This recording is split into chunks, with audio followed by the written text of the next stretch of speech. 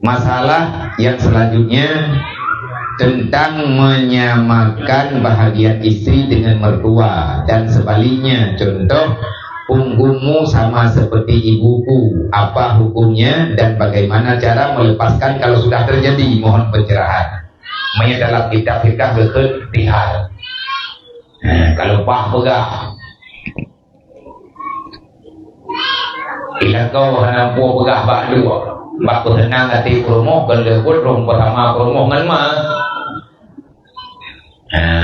bak dua gemurung gekut ila kau gak datang lah rumah bersih anak muka tumpu atapan drone bersih lagi makhluk nyen, maka tidak boleh lagi bergaul seperti lumrah biasa. Nyen lihat, anta kata hari umi, kamu itu bagaikan punggungmu, tubuhmu, bentuk tubuhmu sama lagi makhluk. Hanati tak sama au.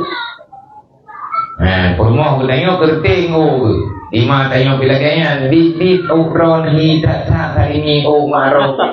Nia Hanati, Hanati, Igau Hanati. Yang Hanati adalah anggota tubuh yang memang andai kata hana anggotanya akan hancur ibadah. Yang ibadah cara tangani selama lihat takutnya maka nya saja tepat.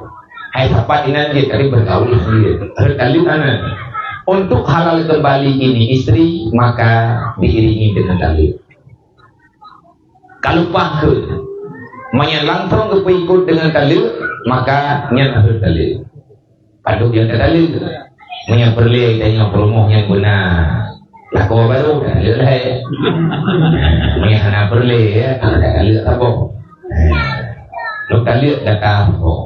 Nyan pres.